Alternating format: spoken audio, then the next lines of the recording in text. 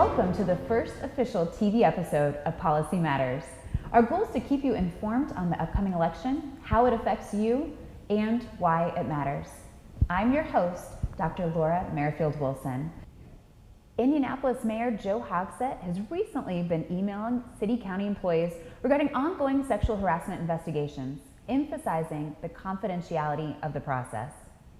Hogsett assured employees, saying, "It's of critical importance to me that every person who serves in our community in the city-county enterprise understands that they can report inappropriate behavior of any kind without fear of retribution, and that all investigations will be conducted in a confidential manner." In response to the growing concern, local Republicans have called for forming an investigative committee.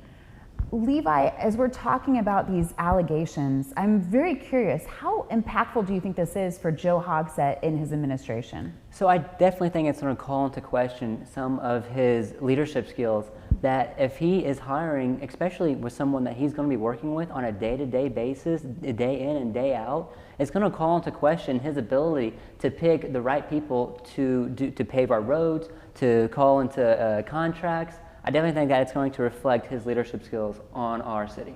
And I can see that. I also have this concern personally of whether or not this is one individual, when we talk about the former chief of staff for Joe Hogsett, Thomas Cook, or if this is something more institutional.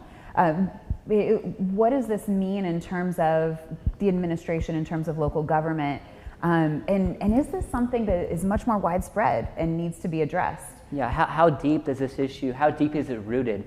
And we can already see that it's impacting the legislation that's being put through in regards to his salary being adjusted, how now the optics are really bad on it. So it's definitely going to have an impact on the city, and with different laws we want to incentivize. So even though it may not be directly him that's been accused of sexual allegations, it's definitely hindering what the city can get done and the optics of it. Speaking of the impact in terms of politics, we're going to talk about the gubernatorial ad buys. After Labor Day, both of the major party candidates, Mike Braun for the Republicans and Jennifer McCormick for the Democrats, purchased major $500,000 TV ad buys for their gubernatorial races this upcoming November general election. And I think this particular purchase is really important. We know this is the beginning after Labor Day as the official beginning of the general election. But I was also exactly. I was fascinated by the topics they focused on, the things they mentioned, and those that they chose not to. Yeah, first I'd like to say I thought the ads were really well done. I thought the really good production value, and you can really tell they put some time into it. But yeah, I was really surprised that neither candidates mentioned their political party. Especially with the Republican Mike Braun, I really thought he was going to say, "I'm a Republican and these are my Republican values," because of how deep-rooted those values are with Hoosiers. I wondered, in terms of like the down ballot effect, why they would make that decision. In part, I could understand for McCormick. She used to be a Republican. She was elected as superintendent of public instruction on a statewide ballot.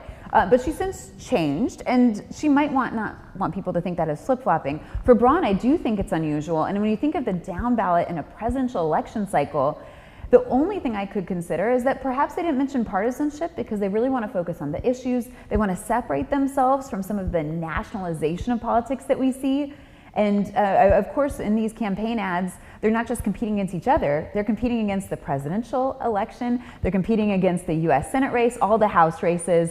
Certainly no shortage of races for voters to decide on this election cycle. But still, you would think that with how much Trump has won Indiana by, that he would allude to, I'm a Trump Republican, and with Trump winning by double digits in the state, you think it would be a safe bet for him to position himself clearly as that Trump line. So definitely interesting to see. I'll be very fascinated to see how he will continue to market himself, and if there is more ad buys, if he will change some of the, especially once it becomes more niche in the race. Yeah. Well, and speaking of Donald Trump, of course, we get to look forward to a pretty exciting debate. I think there's a lot of hype behind this debate, and I think it's going to live up to that hype. Oh yeah, I'm super excited. Get the popcorn bag out. Yes. Oh my God, the bingo. Oh my goodness. Exactly. Yeah. So when we think about the importance of these presidential debates, it's important to remember back in 1960, the first debate that we had televised between John F. Kennedy and Richard Nixon, when they faced off in front of Americans on TV and in radio.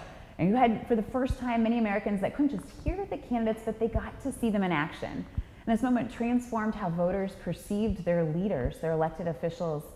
These debates are a significant part of the election process. Now, we've seen viewership decline in recent years, but in the 2020 election cycle, that final debate between Biden and Trump still drew in a pretty remarkable crowd of 73 million viewers. Now, I don't know how many people will be tuning in to the Tuesday presidential debate, but what's at stake here for the candidates? What is it they need to do to be successful? So coming out of the past few months in politics, especially the past few weeks, have been absolutely crazy. This election has been flipped on its head. And so really, we're coming out of the Trump assassination, we're coming out of Biden stepping down.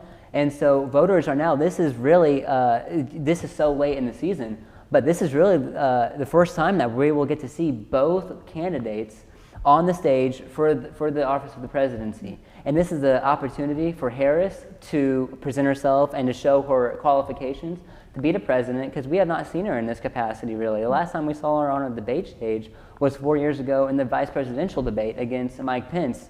So I think a lot is at stake, especially for the Harris campaign, if she can reassure voters that she is presidential. Now, you know, Levi, we used to say, people would say, well, do debates really matter? And I think we can agree that, in fact, especially after the June debate with Biden and Donald Trump, in fact, they very much do. Yeah.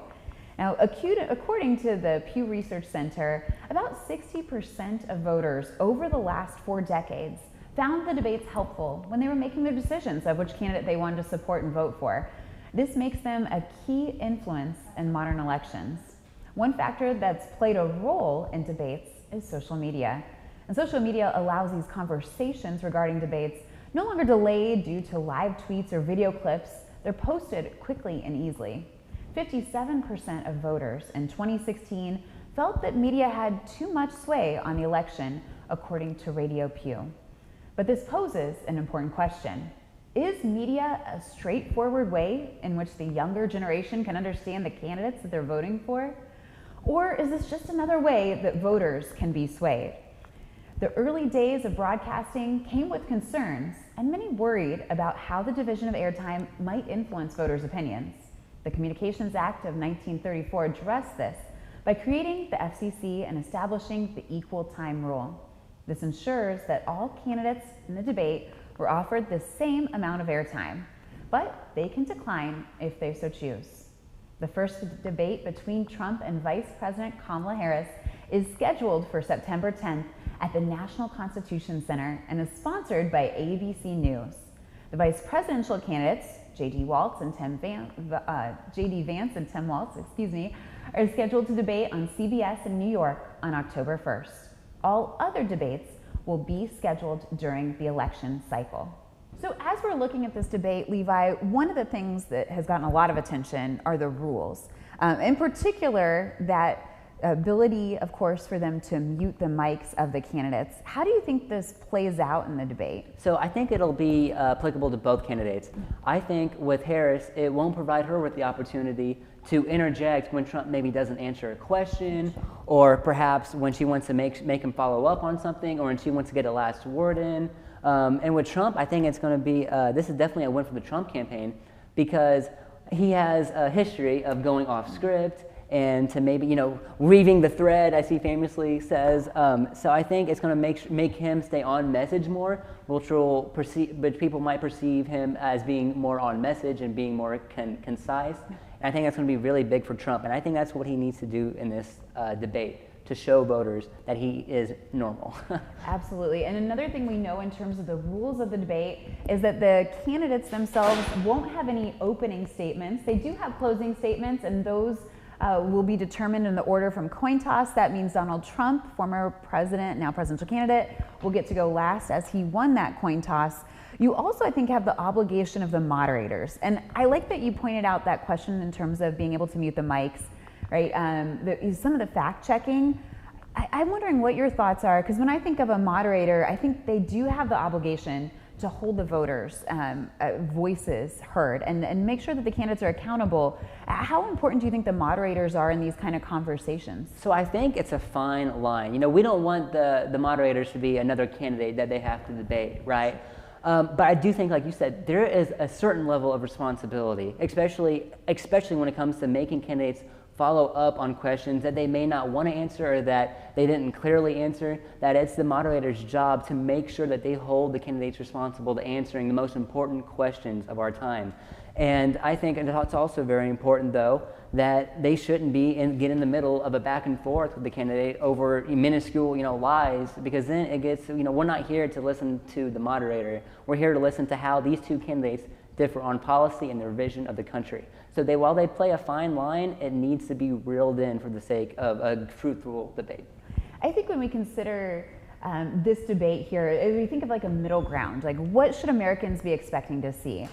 From one hand, I think there is that goal that we understand the candidates a little bit better. This is the unsanitized, unscripted version. It's longer than a 30 or 60-second ad buy. You really get to know who the candidates are. And at the same time, it's not just the candidates. I think there's an emphasis on policy here. I'm hoping that we hear a lot more about where Harris stands, what a Harris administration would look, how it would be different from what we see her as vice president. And I think also for Donald Trump, he served as president before. How would 4 years look different under him? What do you think the candidates need to do in order to have a successful debate? Oh my goodness. I definitely think that Trump needs to stay on message. He needs to hammer the economy.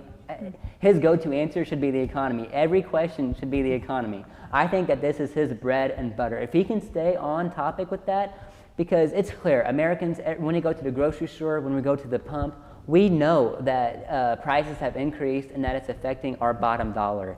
And for Trump to associate Bidenomics with an increase in prices, that'll be his pathway to the White House. And for Harris, I think that this debate is in a very unique position, just as it was with Biden, to prove her competency. She isn't accountable by any Democratic means. You could say she was quasi, the Democratic nominee, but this is really an opportunity for her to show to voters to show her qualifications. And I think it's going to be so important for her to be able just to keep up with Trump, just to have her own footing. Because I think all she needs to do is just to do that. But where I think, especially as was the case with Biden, if she slips up, I think that's when it's like a shark. They'll be able to smell the blood in the water. And I think that the momentum that she's been able to carry into the debates will disintegrate if she doesn't at least show face tomorrow night. Now, those are Levi and my takes on this, but we had the opportunity, you went downtown, right? Yes. To talk to some voters and get their opinions. Poll the public in terms of the upcoming presidential debate. Take a look and see what they had to say. So, with the upcoming debate going to be streaming this Tuesday, the 10th, will you guys be watching it? Yes. Yes, I'll be watching it with her. Will you be watching the upcoming debate this Tuesday? Yes. Okay, awesome. And if you are willing to share, it's okay. If not, do you support one candidate or the other? Kamala Harris. Okay, awesome. And do you think the debate will have any bearing on the election? Do you think it'll matter that much? Do you think it'll sway people? No, I don't think so. You mind expanding on that just a little bit? I just think that the people that are watching it might have already made up their decisions. Okay, so most people has made up their minds for the most part. Well, yeah, and I think that people that wouldn't vote for Trump because of the debate, they don't care about the things that. Ms. Harris. Kamala Harris. Yeah, Trump. Relatively apolitical, but probably not Trump. So. Okay, gotcha. Do you support either of the candidates right now? No, not really. So, do you think that the debate will have any bearing on the election? Do you think it could change people's minds? Do you think it matters that much? What do you folks think? I think it might. I think there's a good amount of voters who are pretty undecided or not as big a fan of Trump's extremism, and it might show that we have a chance of having a president who's well-spoken and well-educated. And I think it might matter to some people that are still on the fence, but I don't feel like that's the case for a lot of people. But right now, I don't feel like there's necessarily that many people who are going to be swayed. I feel like the two camps are pretty aligned with how they're going to vote. I hope so. Yeah, I hope it's impactful. Yeah, I think it will. I think there are plenty of central people, people in the middle that haven't decided yet. So I think it's important to see competency. And for the most part, most of them said that it's really not going to matter a whole lot. There was a few that did say that this is an opportunity to get more exposure to the candidates, to see what they have to say. There were a couple undecided voters, and amongst them, they all looked forward to hearing what each candidate's vision will look like for America and how it's different from the other two. But from the more partisan people I polled, they were definitely less likely to say that debates will matter. So it was very interesting to see how that played out amongst partisan lines, how if you really already knew who you were voting for, it's not going to matter that much. But to the people that are not determined on who they're going to vote, they really are putting a lot of emphasis on this debate to hear each candidate's vision.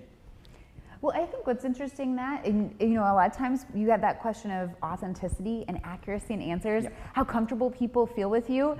And quite frankly, I think we assume sometimes people will just share with us face value, their opinions, but understanding that politics for some people can be very personal, and you're asking them not just a political question, but certainly one that you see as being personal too. On top of that, being on air and in front of a camera.